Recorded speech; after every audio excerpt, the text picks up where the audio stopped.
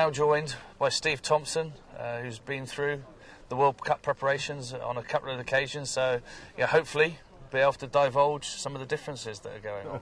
Steve, if we can take a look back to start with, go back to the Six Nations.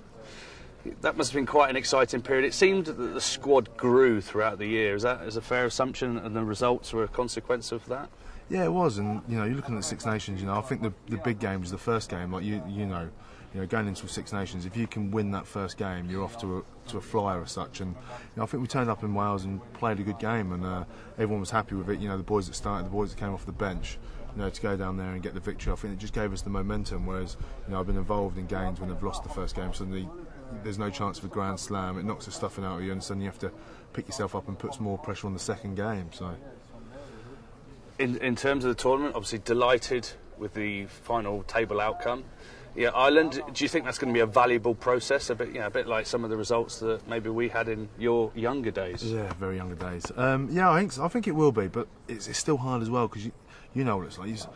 There's only so many times you actually get into a driving seat where you can win a Grand Slam, and I think slightly we perhaps threw it away a little bit. Went over there. I don't know if it was overconfident, but just thinking, the French game at home was the big game, and suddenly we scraped past Scotland, and suddenly we got a hiding and taught a lesson against Ireland. So I think the boys have learnt from that. They did knock the stuffing out of them a bit, but then also you see them come back, banter's there, and suddenly they know that they've licked their wounds, and we've got to move forwards. It seems that banter, the characters are a massive part of the squad now, and which is a good thing. Yeah, exactly. It was always good to have you in there, because you were never one. So we always had Austin Healy around that always helped. Now we've got Chris Ashton, who's nowhere near as intelligent as Austin. I hate to say that Austin is intelligent, but he's highly intelligent, I'd say.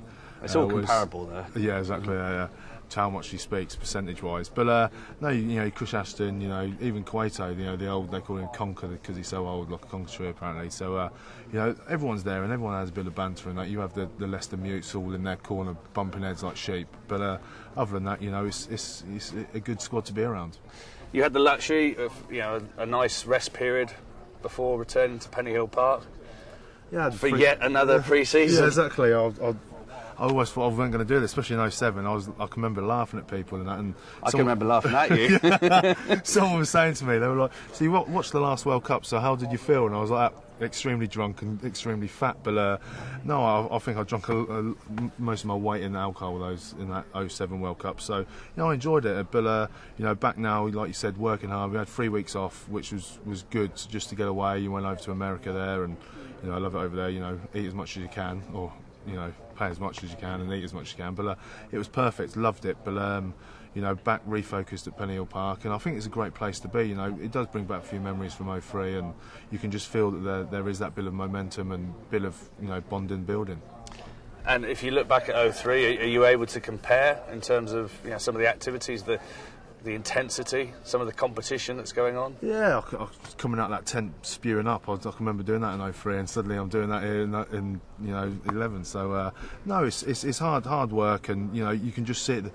There's a squad at the moment of 45 lads, and all of them are pulling it in. It's going to be hard when they are going to drop numbers. Hopefully I'm not in that numbers that get dropped as such. So you can really see everyone's got that little bit of fear that it could be them that gets knocked down. Whereas sometimes I think there's a squad of 30 that think, oh yeah, we're selected, but this time they're not. So we've got a lot of class players there.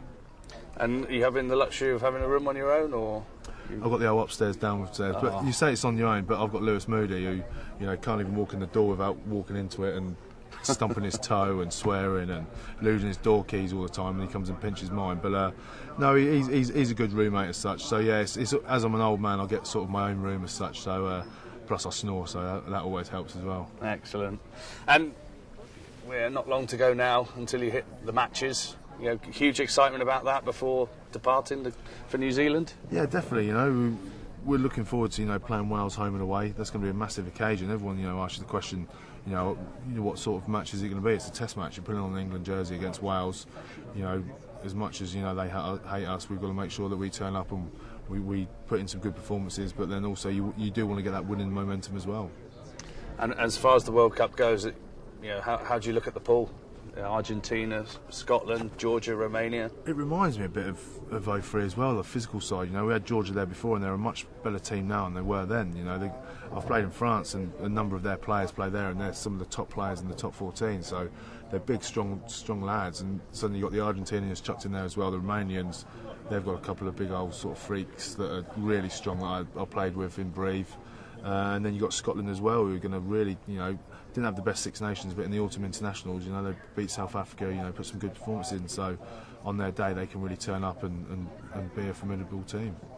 And how much relevance do you think you can put on some of the games that are taking place at the moment down south? I mean, Samoa had a great result against Australia, then they bounced back and beat South Africa. Yeah, and then suddenly, you know, South Africa have got some injuries apparently. So you never know what teams are like, you know. Some teams want to go in with momentum, some teams want to play players, and other teams are looking to rest players and get them fresh going into the World Cup. So everyone's got their strategy. So I don't think you can really tell, you know, when it comes up, any given day, any team can beat anyone in the top sort of tier teams. And you know, like Samoa showed, when it turned out, I think Australia didn't have a full team out, but still they went out and gave them a good hiding as well, Samoa did. So you know, that made everyone look up and think, hang on a minute, there's another team around at the moment. Are there any players that you look at the World Cup and think, wow, I'm really looking forward to seeing them tested against the best? Yeah, what other nations? Yeah, I think that O'Connor, I think he's going to be good, and also, like I've already mentioned, the Georgians. You know, the Kinchvili, the prop that I played with at Brive, hopefully he'll get selected because he's probably one of the best loose heads I've ever played with. And you know, they've got a couple of big you know, lads in their pack that are going to go well. And I think all these small teams, it's a great time for some of their players to go out there and get professional contracts, and that's what they'll look to do. They'll look to turn up, perform well, and you know, we'll see some names rise from like, you know, we always do, Samoa, Tonga, Georgia.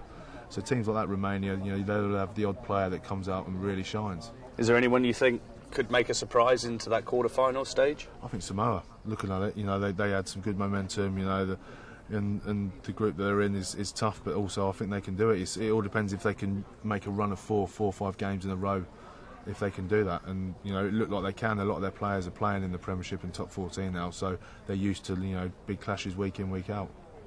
Well, we've got some nice surroundings around us here. We just had Andrew Sheridan join us. Any thoughts on joining his illustrious exam list? Yeah, I'm going to. I'm definitely going to look into that, do my wine exams, and I think it's a great thing to do. You know, he's sort of my eating and drinking buddy at the moment when we go out to the restaurants. So he's been teaching me a little thing about wine, and I must admit I've started to get into it. So I'm definitely going to get into that, and hopefully add another string to my bow as such. Is there a bit of advice that he's given you've taken on board so far? I've just got to stop drinking the whole glass, I think, rather than just tasting it. Well, you're allowed to drink it. You're allowed to drink the whole glass. It's just how quickly. When there's a few tastings out there, I think I sort of help myself a bit too much. No, but just to enjoy it, and really just every time you drink something, just make sure you write it down, and just so you can memorise it. And you know, like I said, can you do that? Look at it. I'm trying to. I'm learning. That's all right. All right, I'll talk into my phone then. Yeah. So so also, you know, it's good. I'm enjoying it now. I'm getting into the white wine a bit more now. I was always red, and the dessert wine. Being over in France with the Alfagra, I must admit, drinking the dessert wine with that just took it to another level. So you know, I must admit, I love the old dessert wine and red wine. So perfect. Favourite red? Oh, I've got this St Nicholas Bourgogne. It's called. You can drink it cold with your fish, because I wasn't a massive white lover. So when I was in France, a lot of people were saying to me, you know, why are you drinking, you know, red wine with fish and that? And suddenly the restaurant owner came over to me. She said, no, it's fine. Everyone's starting to do it now. And came over with this wine. It was perfect. Yeah, she came up with this chilled red wine, and I must admit, I really enjoyed it. So, you know, for me, it was good wine, and I brought a few of them from a new house in London. And you say you're starting to appreciate the white wines now. Is there anything? A little bit. Yeah, I'm not. Sherry's been trying to teach me, I must admit. So. I think we'll certainly get into a bit more over the next few weeks, you know, just have a little taste and move my sort of taste buds for the white wine on from there. And hopefully, that will be over a extended period in New Zealand, tasting a few. A bit cloudy bay is it, I think, from there. So it'd be nice if I can definitely get selected in the 30 over there, and then go out there and taste a few wines as well. Tomo, good luck with selection, and go to the World Cup and have all the best tournament in the world, and bring that lovely trophy back to England. Hopefully I will do. Yeah, cheers, mate. Thanks so much. Cheers.